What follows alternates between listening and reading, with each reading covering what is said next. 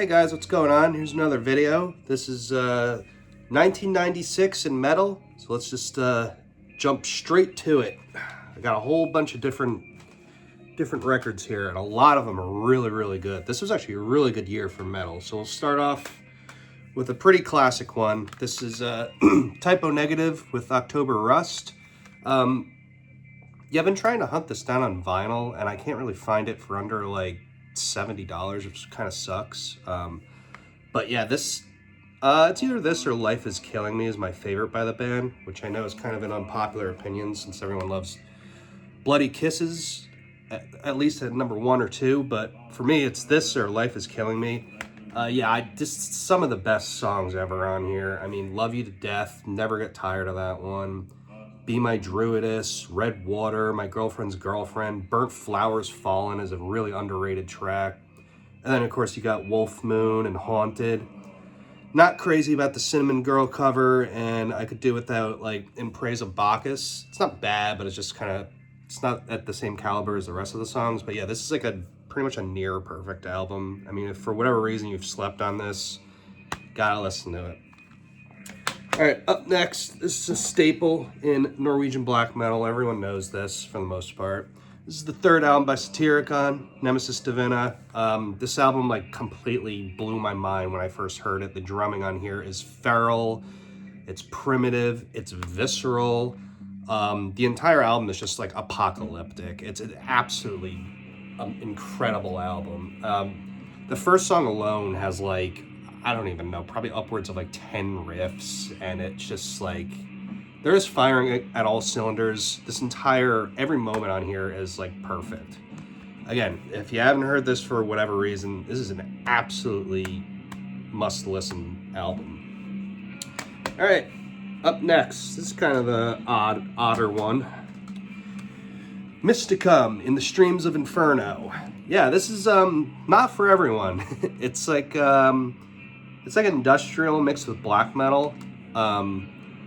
And I think like Hellhammer drummed for these guys at one point or something. I know they just have this album and a couple demos and I think one other full length. But like I said, it's not for everyone. It's definitely pretty bizarre. The drum machine certainly is not for everyone. It can get kind of annoying here and there, but I don't know. I like it. I really enjoy it just like very chaotic but somehow infectious sound that they have on here.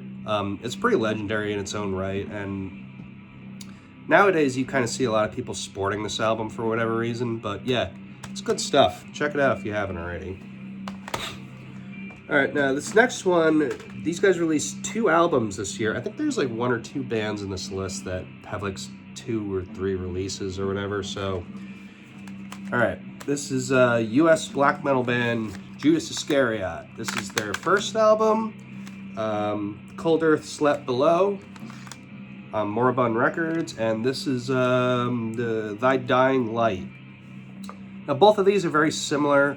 This one's like a tiny bit more mature as far as the songwriting, but this one I like a lot because it's very imperfect, but I like that for whatever odd reason. I guess, hey, if you're gonna be a black metal fan, you gotta kind of roll with the punches here and there. I really like this though. It's very animalistic. He doesn't know what the hell he's doing. I mean, he's a decent enough guitarist. Like he can write a riff and stuff. But I really like just the primitive atmosphere on here. It's again very visceral, very raw.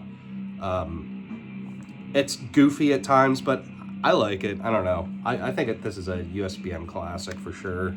And then in the same year, he released Thy Dying Light. Like I said, it's kind of more of the same thing. Songs are much longer on here. This is like approaching an hour-long album. But yeah, it's really cool. There's a little bit, there's kind of more mid-tempo stuff on here, and it's a little bit more atmospheric. But like I said, it's kind of more of the same. But I love them, Again, not a good musician, but I like that stuff for whatever reason. I don't know. I like the raw and primitive stuff. And maybe it's just because you don't really hear it too much anymore today. Everything's so, like, click-tracky and everything, but whatever. All right, after that, we'll go with a different one here. This is the second album by In Flames, Jester Race. This is a classic, man. I mean, I'm not a I'm not a melodic death metal fan, really, almost at all. Like, I don't even really like At the Gates that much. Now that's kind of blasphemy nowadays. But I don't know, for whatever reason, these guys have always just been one of my favorites, even to this day. I feel like their stuff still holds up, and it's all about that guitar, that style they use. I absolutely love it. It has a very like medieval feel on this album, which is really cool.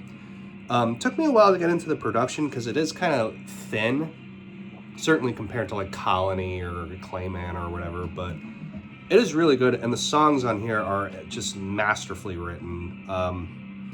Yeah, I mean, excellent stuff. Again, it's not for everyone. You know, if you're a death metal purist, you might not like it too much, but, you know, if you just like melody, you'll definitely enjoy this. All right, after that, we'll go with, oh yeah, there was one in the video before that I forgot to show, a 1995 album, and coincidentally, it's by the same band that released an album this year too, 1996. I know, I'm confusing myself. Anyway, this is Earth, Pentastar, and the album I forgot to show in the last video was Phase 3. This is a 1995 album. So I'll talk about this first. Yeah, this one is like very, very tripped out. Very, very tripped out album. You could kind of just tell by the cover. You know, very droney, very, very minimalistic, very often like sloppily played, but again, just like with Judas Iscariot, I love the rawness, I love the, you know, just kind of DIY type thing, and I love drone, and these guys are pioneers of it, so this is an absolute classic in my opinion. I love this album. I guess this is kind of the theme for this video. This is definitely not for everyone, but if you like getting lost in type music, check it out. You might like it. Now this came out in 1996. Pentastar has the only 2 tracks, I believe, in their discography with vocals on it. High Command and Tallahassee. And I wish they'd put vocals on their stuff, honestly, because they work really well. I think Dylan Carlson kind of sets himself short there. But yeah, this is a really good album. Peace in Mississippi, the Jimi Hendrix cover on here is awesome. There's like 1 or 2 that are kind of like unnecessary. Like there's one where he's just like hitting one note for like 7 minutes or something, I remember. So it's not a perfect album, but definitely is a classic. Another, I'd say drone rock is what I would call this style of music. Very good stuff. All right, after that, this is one I got recently. I've talked on here about how I got into this band recently. I totally missed the boat, but I've been picking up my pace, so this is the second Immolation album, Here and After. Just death metal brilliance. I mean, what can you say? These guys honestly can do no wrong. I know, like, I think some people had like problems with the production or something on here, but I don't I don't see what the gripe is all about. I think it sounds great, just like all of their stuff. I mean, Immolation's one of those bands where, like I said, I just got into them semi-recently, and I'm not good with, like, song titles at this point. I know, like, Nailed to Gold is awesome, the title track, Away from God, but, yeah, I just love it through and through. I turn it on, and it's no complaints. It's just some of the best death metal you'll ever hear. Excellent stuff.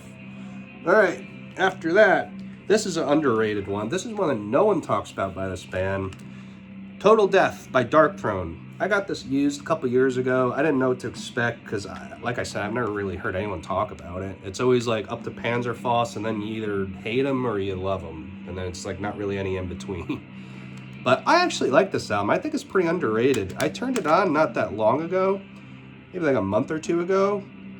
And I don't see what the problem is. I think it's just solid black metal. Like, is that as good as Panzerfaust or Transylvanian Hunger? No, but it's still really good. Sorry, I've been, I'm kind of just getting over a sickness recently, so I gotta hydrate here and there. But, yeah, no, this is a good album. I don't know why people sleep on this so much. Maybe it's going to be one of those ones in like 5 years from now. People are going to be like, oh, this is actually a really good album. But, you know, whatever. I really enjoy it. It's not like my favorite by them, but I'm definitely glad I have it. It's a very solid album. I didn't really have any complaints with it. After that, kind of in the same vein, Monumental Possession by Dot Heimsgard. This is an excellent, excellent album. Ferocious black metal. Yeah, I love the vocals on here. It's the guy who would do vocals in Zyklon B, and this is back when they were still like pure black metal. Nowadays they're more like avant-garde, and I like that stuff too. I like this band, pretty much all of their stuff in general. Yeah. Again, yeah, it sounds very similar to like Gorgoroth, I would say, on here, and I guess the two probably influenced each other since they kind of came out around the same time, and Gorgoroth might be in here in one moment, so we'll see. But yeah, I really like this album. Very solid. There's different tempos of songs on here too, which makes it interesting. Very good record. I like all their stuff, honestly. Dot Heimsgard, very, very solid band. All right, after that, let's just get this one over with, since this is like anyone who knows me knows I've talked about this album like ad nauseum, however the hell you say it. But let's just, you know, got to get this out of the way. Philosophem, you know, top 3 favorite albums of all time, if not my favorite album of all time. What can you say? And I just Hell's stocked up on this on vinyl, so I picked it up recently, and it just sounds absolutely incredible on vinyl, like through good speakers and everything. I'm just gonna leave it. Masterpiece of an album. If you know, you know. If you don't, you don't. Do yourself a favor and check it out if you haven't. It's one of the best pieces of music ever written. So we'll just leave it at that. All right, so next up, that was another one I have a vinyl of, strangely enough. First Falkenbach album, Enrique Medfara, whatever. So yeah, I got this on vinyl, actually kind of at a local record store. They randomly had this. And this is the original No Colors pressing, which is really cool. Comes with like it comes with like a weird like printout paper or something. And I think it's a colored vinyl too, if I'm not mistaken. I think it's, yeah, clear vinyl, which is pretty sweet. Yeah, it's a really good album. It's not my favorite by Falkenbach, but it definitely is legendary in its own way. Wasn't really a ton out there that sounded like this at the time. I mean, obviously Bathory, but like, well, I guess Enslaved too, so maybe I'm lying. But for his style, there wasn't really anything out there that sounded like him. There's still really not any music out there that sounds like Falkenbach. It sucks because he hasn't made an album forever, and I like all of his stuff, this one included. It's definitely the most raw. Could be a little clunky at parts, like the drum machine doesn't sound the best sometimes, but there's some really good songs in here. Heathen Pride, Lake Nischter. You know, very solid album. Again, not my favorite, but definitely worth checking out. All right, after that, yeah, let's go with this one now. This is the third album by Gorgoroth, Under the Sign of Hell. I gotta be honest, I know people like love this album to death. The production kind of annoys me in a lot of ways on this. It's just it's almost like too raw. I don't know if it's that, I can't stand the drum sound on here. It drives me nuts. From like the opening blast beats on Revelation of Doom, it's like, this just sounds terrible. Like the drumming, not the drumming itself is very good. The drum sound, it's just, it reminds me of like the drum sound on like Nadastid by Take. I can't stand that. It sounds terrible. And that's my biggest complaint with this album. I'm not a huge fan of the vocals either. It just all sounds like, I don't know. And I guess it's the way it's supposed to sound, is like very it's a hard listen, honestly. At least for me. I love Profit and Zappenbaring. First two songs are great. Bloodstains the Circle is an awesome song. But overall, it's not, like, I like it. It's good. Definitely not my favorite. And I know this is going to be blasphemy, oh boy, but I much prefer Ad Majorem Satanas Gloriam, Destroyer. Even, I know this, no one's going to agree with this, Twilight of the Idols. I love that album. Most people don't even like that album. I think this one's good. It's not great. I can't stand the production, so I'll just leave it at that. But a lot of people really love this album. After that, as per usual with this list, because Rotting Christ just is always doing something, got to showcase Triarchy of the Lost Lovers. Yep, this is easily one of their best albums. He's definitely one of the most well-written, a very groundbreaking album for them, too.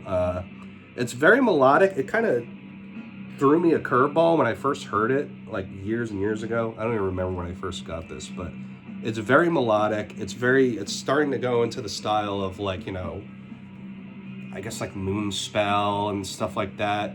But it has that Greek flair to it. It's very atmospheric. A lot of like keys and stuff on here, but I love it. It's one of my favorites by them. King of the Stellar War, Archon, Shadows Follow. Excellent stuff. Definitely one of their best albums. God. All right. Here's a band that has 2 releases this year. Cradle of Filth. Again, you either love them or you hate them. Most people love this era, though, so this is the one they released first. This was to get out of the Cacophonous record deal, which was screwing them over, I guess. So they recorded this kind of like on a whim, as far as I understand. This is definitely their most like violent album. It's very, very like intense and in your face. The production itself too adds to that. But some of the best songs are on here. Forest Whispers My Name, Queen of Winter Throned is like one of the best melodic black metal songs ever written, period. Nocturnal Supremacy rules, Rape and Ruin of Angels. This entire thing is amazing. I absolutely love it. You kind of have to be in the mood for it because it is very scathing and violent, and Danny's vocals on here are, again, like probably the most intense they've ever sounded, I would say, on here. But excellent album. And then this one I like a little bit better. This is probably my favorite by them. I know everyone's favorite is Cruelty and the Beast, but this is my personal favorite. I absolutely love this album. The atmosphere on here is unbeatable. Perfect autumn, witchy, whatever vibe to this. I love Haunted Shores, title track, Malice Through the Looking Glass. I love Gothic Romance. That's such a goddamn good song. Heaven Torn Asunder. To me, this is pretty much a flawless album. I absolutely love it. I'm a sucker for old Cradle of Filth. It still holds up to me. They are one of the first bands I ever got into, kind of like In Flames, but I love it, man. I mean, what can I say? All right, last 3 here. This is the first one by Boris, Absolute Go. This is one giant song, kind of like Dope Smoker by Sleep, but way dronier. It's always, every time I turn this on, I enjoy it thoroughly, but it always ends up kind of being in the background just because it's like one long song, right? And it's very good. I can't remember if there's vocals or not, but there's definitely some excellent droning passages. Obviously, the guitar tones are incredible. Yeah, I mean, I pretty much love everything by Boris, and again, this is not my favorite by them, but it's definitely very good. So check this out. Again, if you're a big fan of like Earth and droney type stuff, you'll definitely enjoy this. All right, last 2 here. Thank God, because I'm fucking dying over here. No, I'm alright. It's just my throat's all fucked. All right. First full length by Dark Funeral, Secrets of the Black Arts. Possibly the best black metal album to come out of Sweden. I'm not sure. It's hard to say, but it's definitely up there. I absolutely love this album. This was one of the first albums I ever bought in the genre. I think I was like it was like 11 when I bought this, and it did take me a little while to get it because at first all the songs kind of sound the same, and he says Satan 9 billion times, but the older I get, the more this ages like fine wine. Absolutely love it. It's just, it really is kind of one of a kind. They definitely had their own sound, and this is easily their best work. That goes without saying, but yeah, incredible stuff. I love the Vaughn cover on here too. Dawn No More Rises is definitely, might be the best song they've ever written. Timeless shit. Excellent stuff. And then last but not least, a death metal classic everyone knows, Cryptopsy, None So Vile. This is a must-have. This is like, you know, you talk about albums like Legion and Dawn of Possession and Altars of Madness. This is definitely in the conversation.